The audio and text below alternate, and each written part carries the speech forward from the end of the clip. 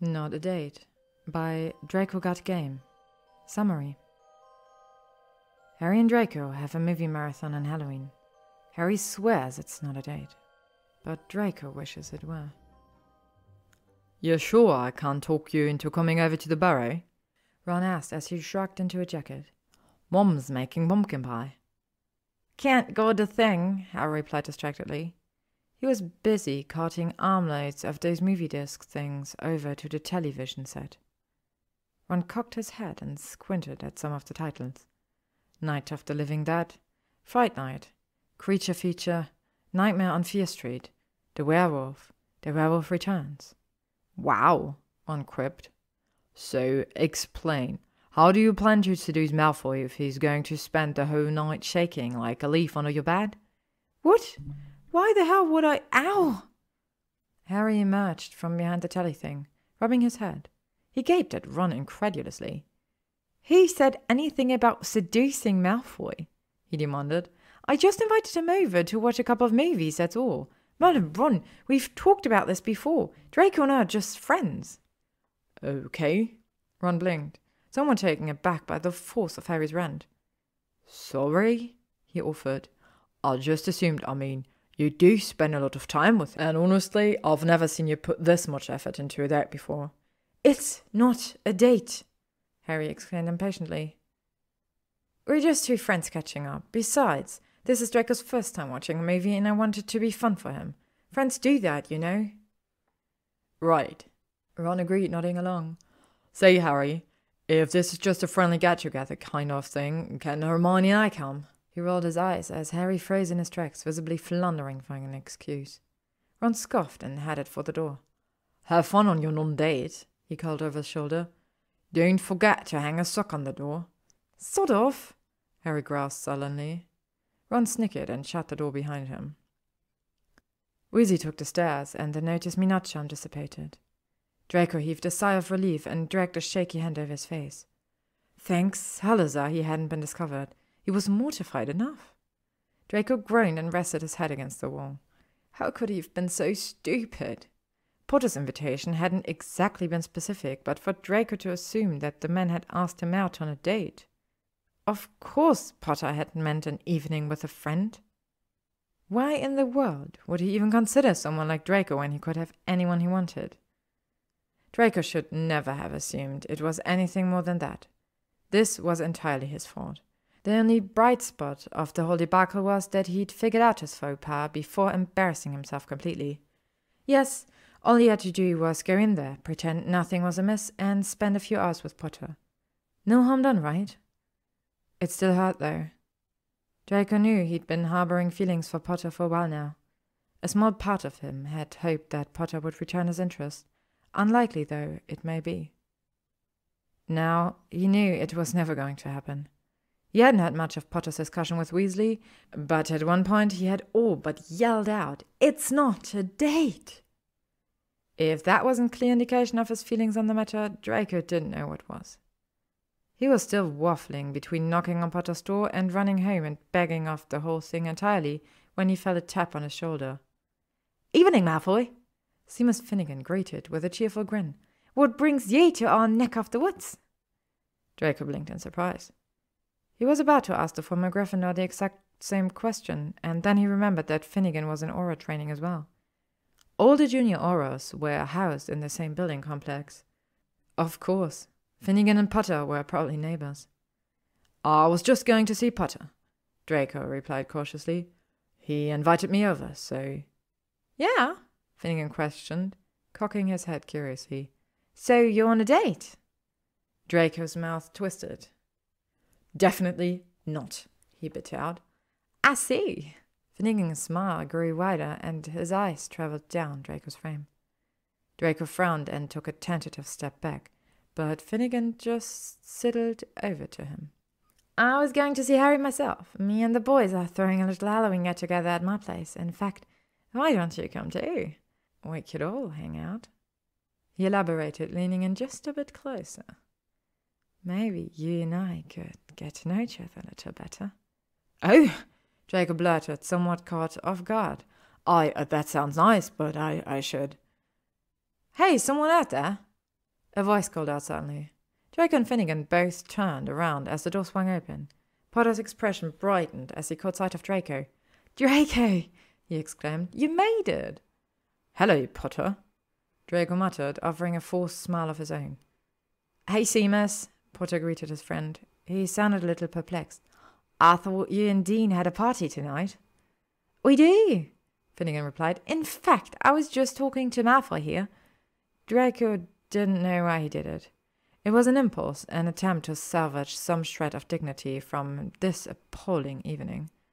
A small part of him knew that this couldn't end well, but at this point, what choice did he have? It was either this, or an evening alone with Potter, knowing that the man would never see him as more than a friend, and that was just unbearable. "I have an idea," he declared, talking firmly over Finnegan. He turned to the men and offered a smile of his own. "Why don't you just move the party downstairs? Then we can all watch these movies Potter keeps going on about." And yes, maybe Draco's voice had a bit of an angry hiss to it, but all in all, he thought he comported himself very well. "What do you say, Potter?" Draco edged with a sharp smile. "Just us mates?" Potter looked dumbfounded. Finnegan looked perplexed. Draco didn't care. He was not going into Potter's house alone. He just wasn't. "Well," Potter began, sounding rather uncomfortable, "I hadn't really planned for a big party. I mean, there's not a lot of food or—" "We've got food," Finnegan cut in, "and Neville's bringing fire whiskey from the Leaky." "Oh, yay," Potter deadpanned. "More people." "I think it sounds delightful," Draco broke in firmly. He held Potter's gaze steadily, refusing to give in. Potter pursed his lips, but he didn't offer any protest. "Fine, then." Draco turned to Finnegan and nodded. "We'll set up the movie or whatever it is Potter needs to do.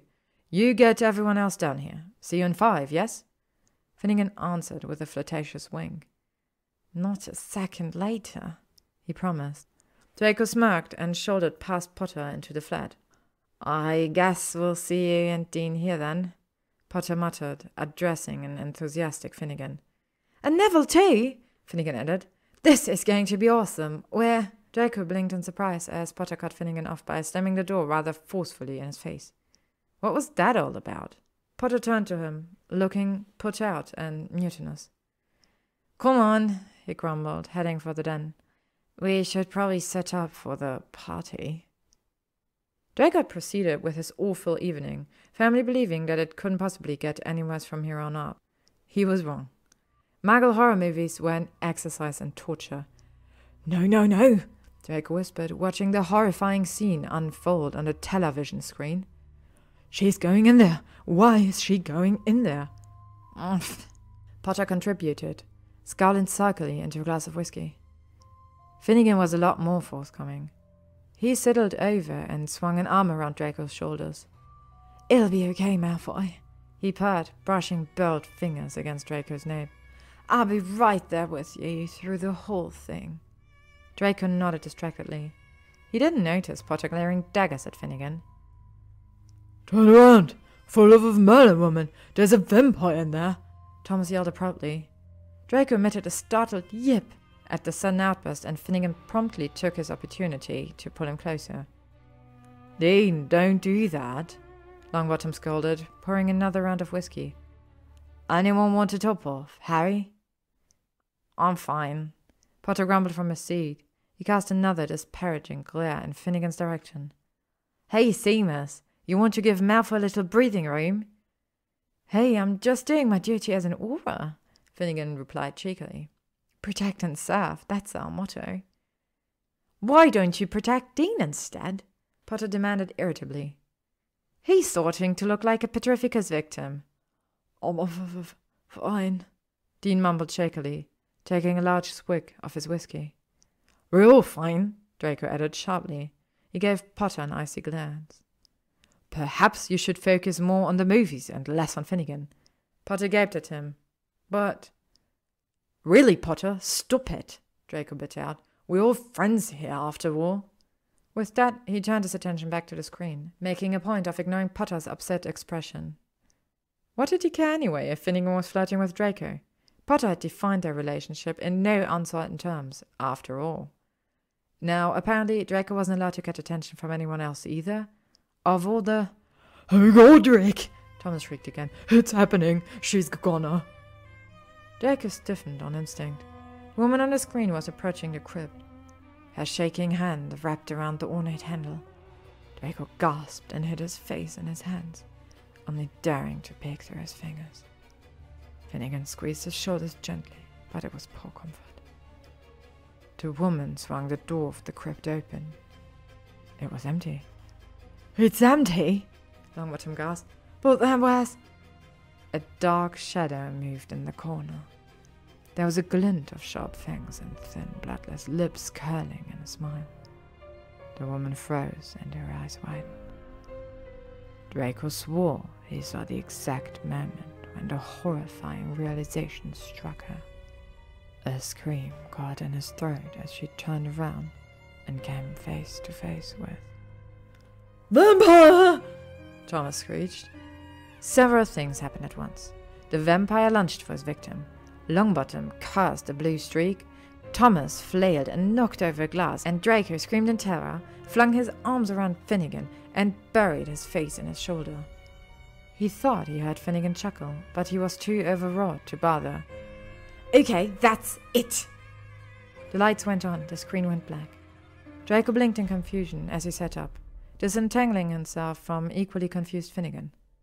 Longbottom and Thomas exchanged perplexed glances before turning to Potter. Potter, who looked absolutely livid as he pointed a wand straight at Finnegan. "Party's over," he snarled. "Everybody get out, now! And you," he added, baring his teeth at Finnegan, "get your paws off my date." "Your date?" Longbottom's surprised question echoed in the silence. "Malfoy's your date?" Thomas turned to Finnegan, looking equal parts annoyed and disapproving. "You're poaching Harry's date? That's not cool, Seamus." "What?" Finnegan squawked. "I'm no poacher. He's not Harry's date." "Oh, yes, he is," Potter countered. "I invited him, and you barged in here. Now quit groping him, or you and I are taking things outside." Longbottom's look was stern and reproachful. "Harry seems to think differently." "Really, Seamus, there are boundaries." Finnegan looked utterly lost. "But I asked Malfoy did. He said this was definitely not a date. Ask him." Every eye in the room turned on Draco. He cleared his throat and tried in vain to fight the color rising to his cheeks.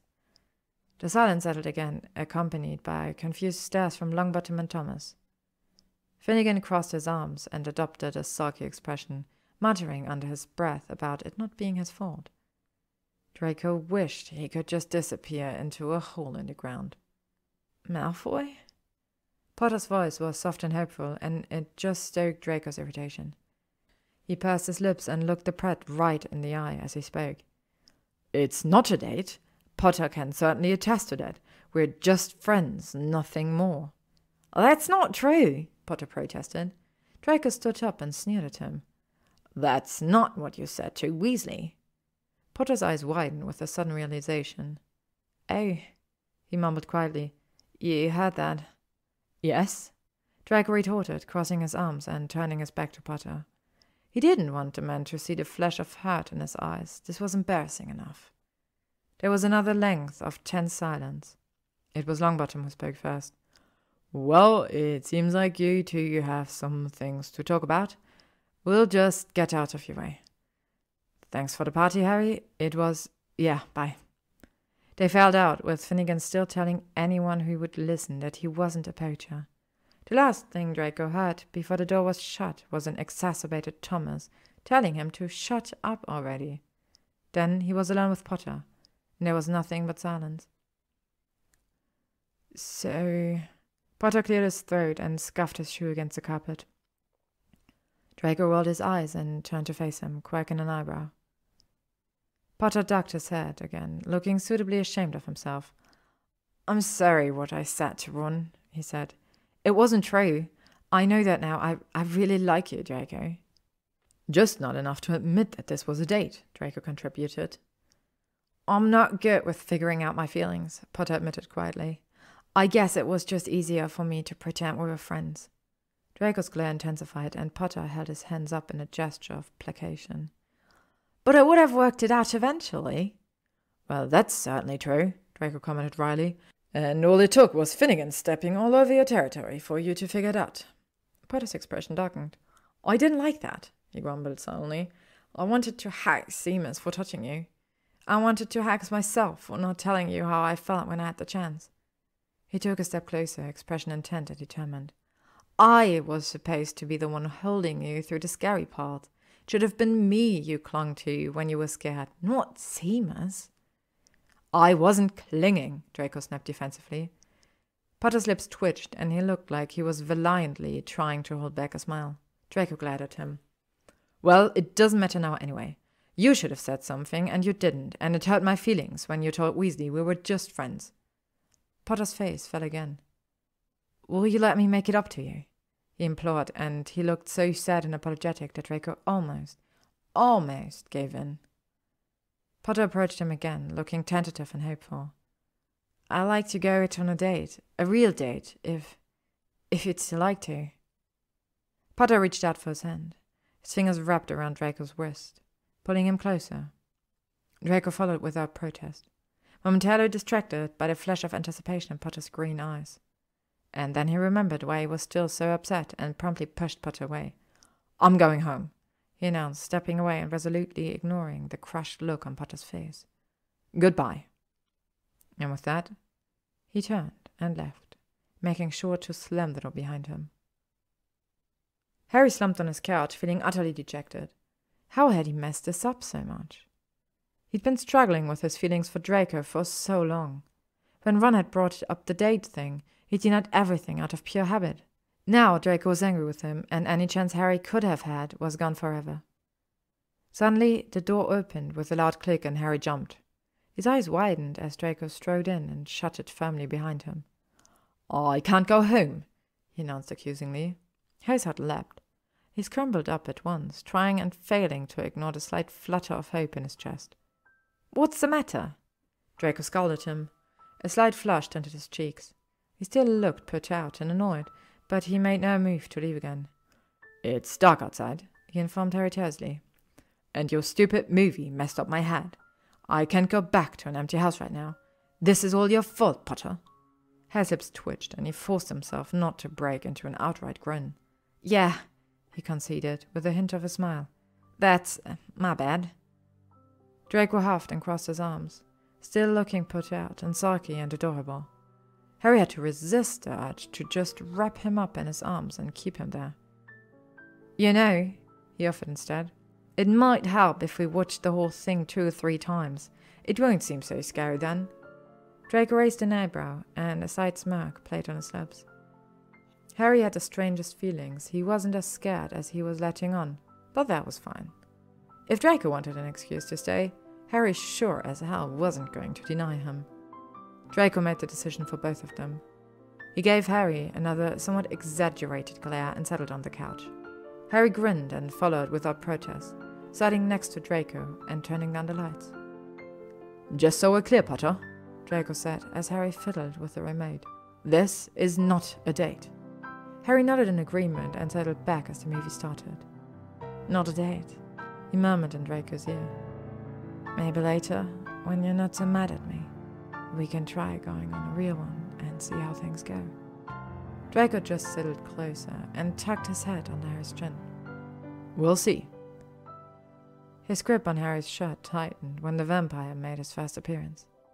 Harry wrapped a secure arm around him and settled down to watch, grinning like an idiot the whole time.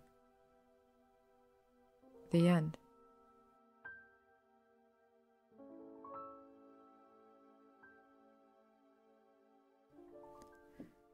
Thank you for listening to Not a Date by Dracogotgame. Stay tuned for more spooky content.